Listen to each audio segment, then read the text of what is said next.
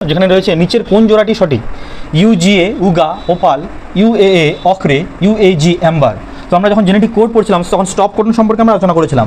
তো স্টপ কোডনের মধ্যে আমি বলেছিলাম অ্যাম্বার ওপাল অক্রে, অ্যাম্বার উআ উয়াগ, অক্রে উআ উগা। তাহলে এই সবকটি কিন্তু ঠিক রয়েছে। তো রাইট অপশন হবে ডি সবকটি। ওকে, নেক্সট প্রশ্ন বলছে টেট্রা হাইমেনা এসপি বা আদ্যপ্রাণীতে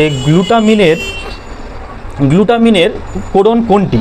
টেট্রা হাইমেনা আমরা জানি যে codons are universal in nature except mitochondrial এমআরএনএতে যে কোডনগুলো থাকে আর প্রোটোজোয়ান এমআরএনএ যেগুলো। তো প্রোটোজোয়া যেহেতু এটা একটা প্রাণী, তাহলে যেটা নর্মালি গ্লুটামিনের জন্য বাকি জীবগুলোতে ছিল এক্ষেত্রে কিন্তু সেটা আলাদা হয়ে যাবে। এএজি, এএএ, ইউএএ, ইউইউ।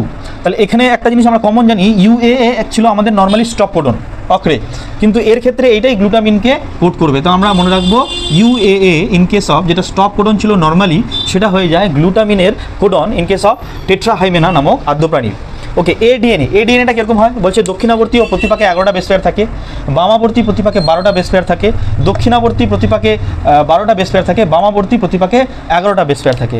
মানে রাইট হ্যান্ডেড প্রতিপাকে 11টা বেস পেয়ার থাকবে, লেফট হ্যান্ডেড প্রতিপাকে 12টা বেস পেয়ার থাকবে। তো রাইট হ্যান্ডেড যেটা এডিএনএ অলওয়েজ রাইট হ্যান্ডেড হয়, আর আমার জেডডিএনএ এবং বিডিএনএ লেফট হ্যান্ডেড হয়। তো এখানে রাইট অপশন হয়ে যাবে এডিএনএ দক্ষিণাবর্তী ও প্রতিপাকে 11টা বেস পেয়ার থাকে এডিএনএ। অন্যদিকে যে বামাবর্তী ও প্রতিপাকে 12টা বেস পেয়ার থাকে, এটা কিন্তু হয়ে যাবে জেডিএনএর ক্ষেত্রে। নাও আমরা এডিএনএ, বিডিএনএ এবং জেডিএনএ পার্থক্য আলোচনা করেছিলাম আমাদের যে ডিএনএর স্ট্রাকচার ছিল। তো সেটার যে ভিডিও আছে সেই ভিডিওর লিঙ্ক আমি এই ভিডিওর ডেসক্রিপশন বক্সে তোমাদেরকে প্রোভাইড করে দেবো, তোমরা সেখান থেকে দেখে নেবে।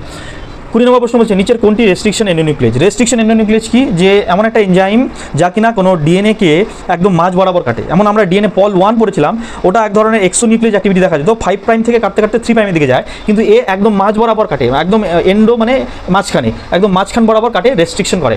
তো প্রোটিয়েজ প্রোটিন ভাঙে, ডিএনএকে ভাঙে, আরএনএকে ভাঙে জানি। আমাদের পরে রইল হিন্ট 3 যেটা এক ধরনের রেস্ট্রিকশন এন্ডোনিউক্লিয়েজ। তো রাইট অপশন হয়ে যাবে option D. Now question number 21 বলছে সেন্ট্রাল ডগমা শব্দটি কোন বিজ্ঞানী প্রবর্তন করেন? Watson, Crick, Beadle and Tatum. Watson এবং ক্রিক ডিএনএ মডেল আবিষ্কার করেছিলেন ঠিকই একসাথে, কিন্তু সেন্ট্রাল ডগমাটা আবিষ্কার করেছিলেন, নামটা প্রবর্তন করেন বিজ্ঞানী ফ্রান্সিস ক্রিক। তো রাইট অপশন হয়ে যাবে বি। নন জেনেটিক আরএনএ 3 প্রকার হয়, এমআরএনএ, আরআরএনএ আর টিআরএনএ বেসিক্যালি আমরা জানি। তো একেবারে আমরা অপশন সি কে এখানে টিক করে দেবো।